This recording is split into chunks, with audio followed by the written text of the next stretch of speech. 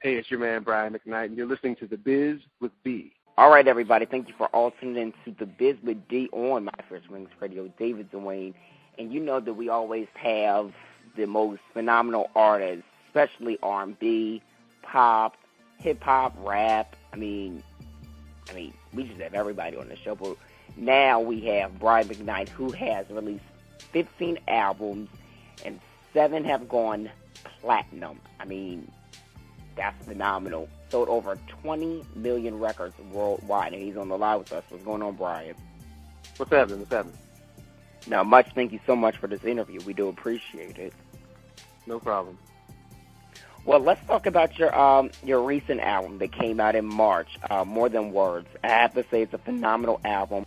I love the direction and the sound of it. What made you want to go this direction with this album particularly?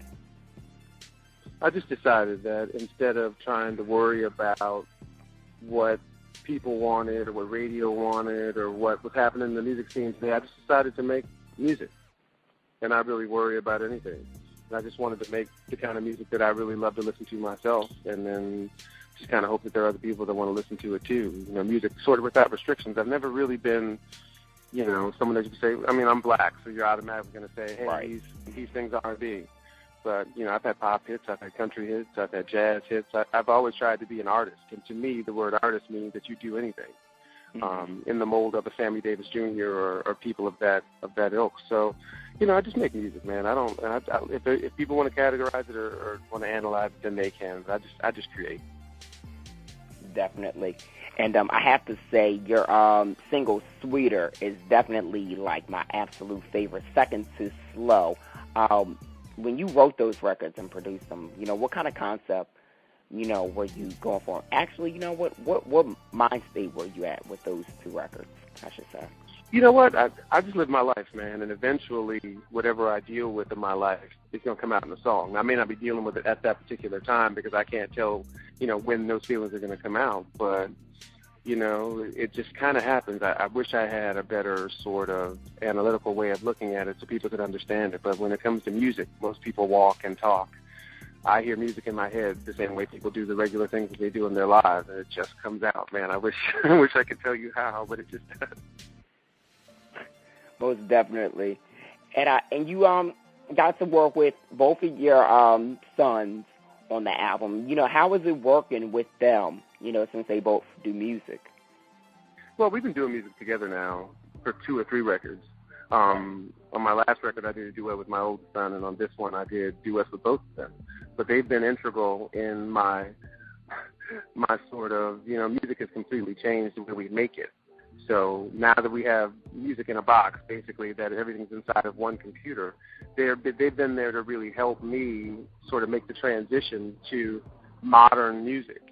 So for the last few records, they've been right there with me the entire way, either mixing or helping produce or producing or doing beats or whatever the case may be.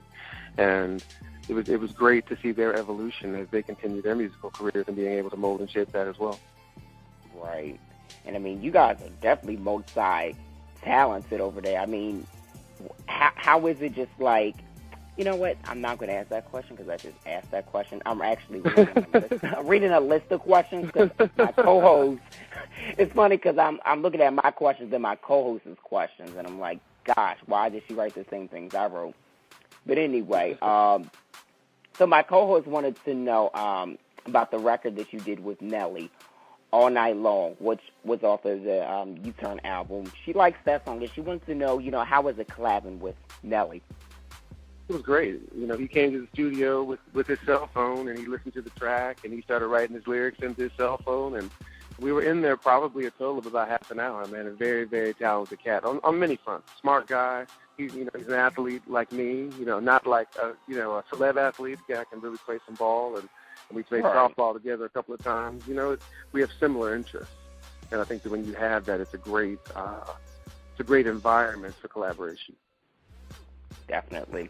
And I wanted to ask you, as far as, because you were born in Buffalo, New York, and you grew up in your childhood, you know, singing in church choir and being a band leader and stuff like that. You know, how would you say that that's helped you with your career?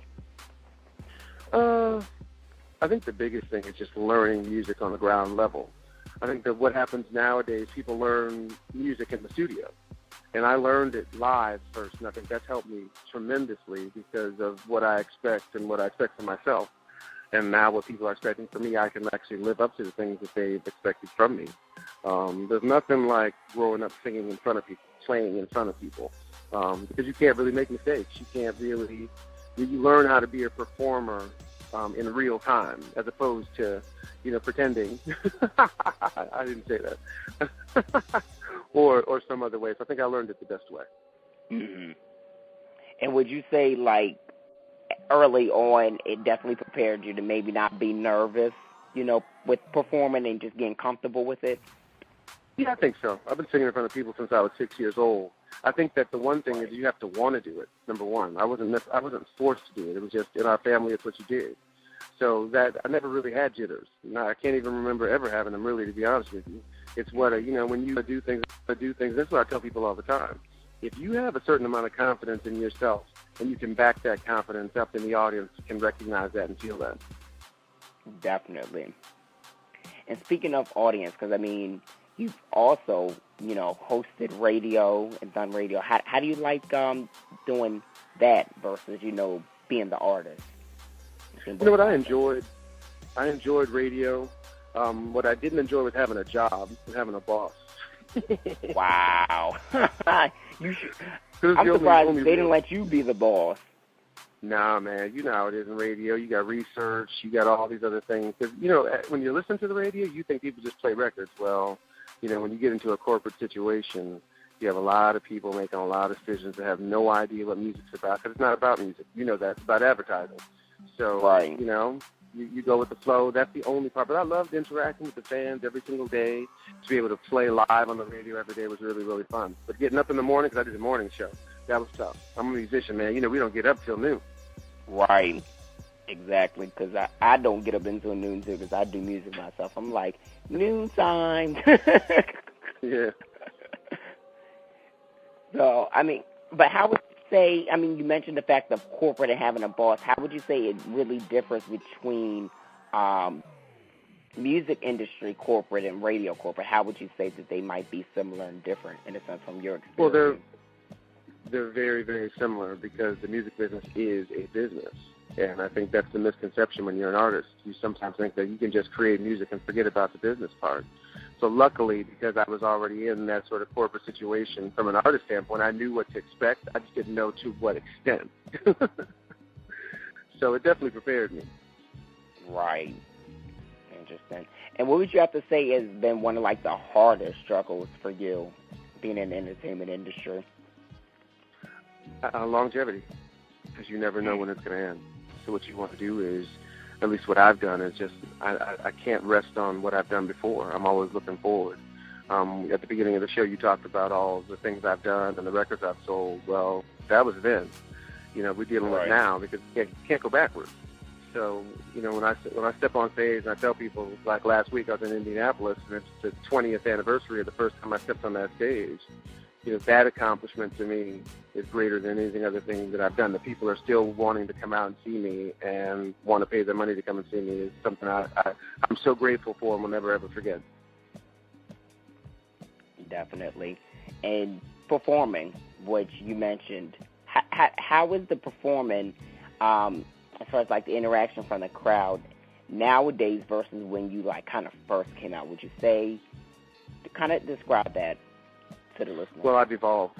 I went from just a singer-musician to an entertainer over these 20 years.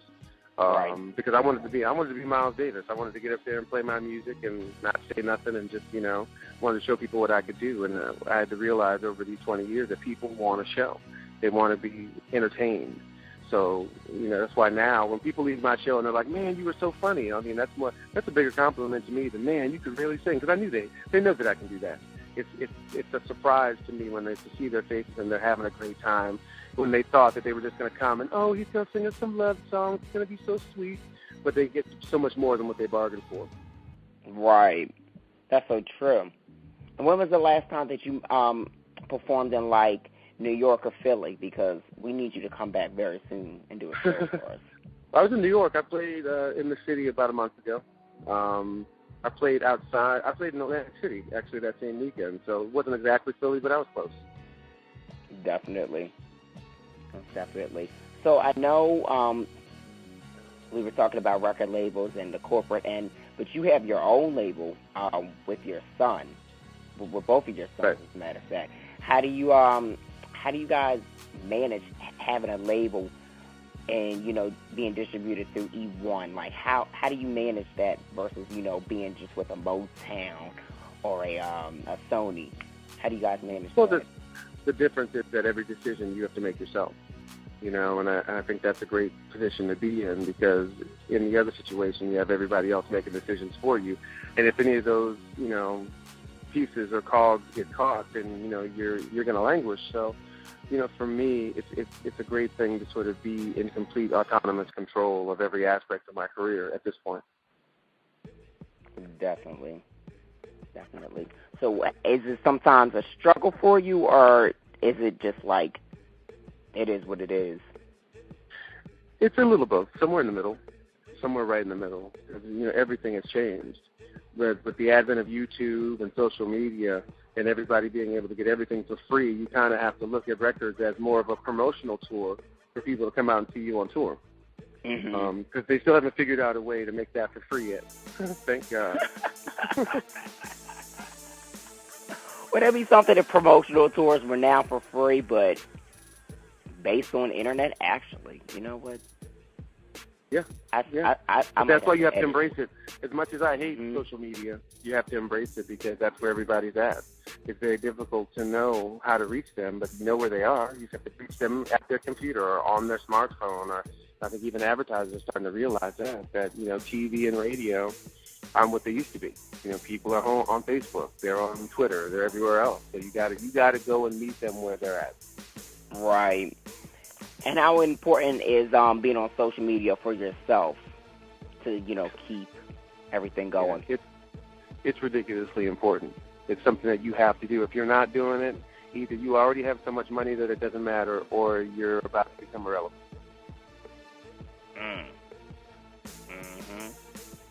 Yeah, and I try to tell people that you, even with people that want to be writers, post something.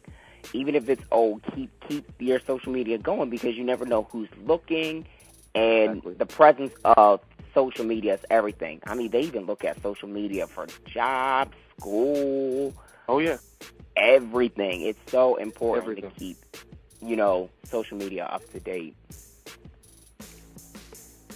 Absolutely. Now, I got another question from my co-host. She wanted to know, since you've released 15 albums, can we expect number 18? Can we expect a lot more albums, or that's what where are you at? You know, I didn't think that you would get number 15, and then it showed up. So when I have nothing else to say, then I'll stop making records. But it seems like I still have things to say, so I guess we'll see. And that's good. I mean, because Brian, your music is timeless. I mean, so timeless. I mean, my parents listen to your music. I listened to your music growing up. I mean, it's just like, you've got to keep making music. Shoot, if no one else listens, know that I'm listening. You know what I'm saying? I appreciate that. I do appreciate that. Yeah, I'll always make music. Whether I release it will be another thing. But, you know, we'll see. I'm just trying to figure, you know, in this day and age, you just got to figure out how to maintain some sense of, not relevancy, because that word is overused, just find out where your place is and be there. Right. Now, there's another song that I have to ask you about, Love of My Life, which vocally is everything. I like how it was composed. I like how it was written and well-structured, too. Great song. Where were you when you wrote that? Like, what was your state of mind? Because I like it. I think if you listen to the lyrics of that song, you know exactly where I was at. The production, the way I sang it, that, you know, just trying to do my best Prince imitation, but for the most part, that was the situation I was dealing with at that particular time. And I tell people all the time, I don't have a recipe for what this is. I have these moments in time when I felt that way. We all do. We all do. And sometimes we're like, nope, she is not the love of my life. No, he is not the love of my life. No, I don't have a love of my life. Music is the love of my life. You know, it can be flipped and construed any way how people want to put it. And now what I think is great about your music and what you've been able to also do is launch a foundation which supports music in schools. Kind of tell all the listeners who may not know about the foundation. Tell them about that. It's McKnight 360 Foundation, and we're just trying our best to not let music languish for our young kids. I think part of the problem, I hear people talk about all the time, music isn't the same. It's not just because they don't have the outlets that we had when we were kids. I'm really just trying to bridge the gap between what school can do, what they don't do, and what those of us who have been here and done this for a while can help out, whether it's playing instruments or teaching songwriting. I really want to go around the country and sort of lend my talents to help some of these kids who want to be in this business, who want to know about this business, know there are other jobs in this business besides being an artist, and to be able to be there as a sounding post for them. Definitely. And that's great that you want to, help children, understand, that you can do more than just be an artist in the music industry, because that's what everybody's mind is set on. I want to be a singer, get a $50 million contract, it's Interscope, and I'm going to be on, but no. And you know what? It's possible to get on, but is it possible to stay on? And that's the difference. But with staying on nowadays, would you think that their independent grind would have to be up to par, or could an artist do it without having a strong independent buzz? That's hard to say. I wish I knew the answer to that, but I don't. Every single artist is different. I think you can make a living in this business being independent, but it's just, hey, I guess it remains to be seen, because the way things are being done now is still new. I think we'll have to ask that question 10 years from now. Definitely. We definitely will have to ask that question now in 10 years, because it's we'll just have to wait and see. Wait and see. Yep. Wait and see. So, what other things do you have, Brian, besides the foundation? The album's out, which everybody needs to get. More Than Words, iTunes, in stores, everywhere. Get the album. But what else do you have going on? You know what? I think I'm pretty busy. I do about 100 shows a year. I got the album and my golf game. That's about it. I think that keeps me pretty busy. You said your golf team. My golf game. That's what I meant. Do you golf play golf game as a hobby? I play golf more. It's a way of life, to be honest with you. I do something golf related every day. It's my zen. It's what keeps me coming back. It keeps me out of trouble. So you at the golf range right now as we speak? Yeah, I'm at the country club right now, talking in the corner so nobody hears, because they're trying to practice over there. I had a feeling. Yeah. Now, was that something that you just got into, like, after a time, or is it just something that you just always like to do? Nah, just about 7 years ago, my friends and I, we all started playing, and we're all addicted. Wow. So when you're home, do you watch it? You got all the gear and everything? Oh, yeah, my garage looks like a golf store. Oh, dang. Then you and my stepdad both need to hit a couple rounds of golf when you're in the area, because he is a golf fanatic. Well, they just had the U.S. Open there last week, so there's a lot of great golf around that area. It is ridiculous. Well, Brian, thank you so much for this interview. We do appreciate it. Our last final question for you is, what artist that's new in the industry right now would you like to work with that you just think is doing great things? It's an interesting question, because I hear songs all the time, because I don't really listen to the radio, but occasionally being in a club or somewhere, it's just hard to distinguish who's who. So for me, it's not a matter of picking one person or not. I'd work with anyone if we have the same goals in mind to create something really special. And I say that all the time. So it just really depends on what they want to do. Definitely. Well, Brian, thank you so much again for this interview. Tell everybody where they can find you as far as social media is concerned and your website. On Twitter, it's at McKnight.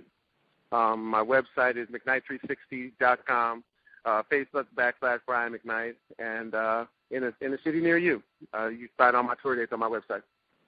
Most definitely. Well, Brian, keep in touch. Follow me back on Twitter as Mr. D Rockstar. It's been an honor because you are like legend in music. Thanks, Doc. So I really, really appreciate that. No problem.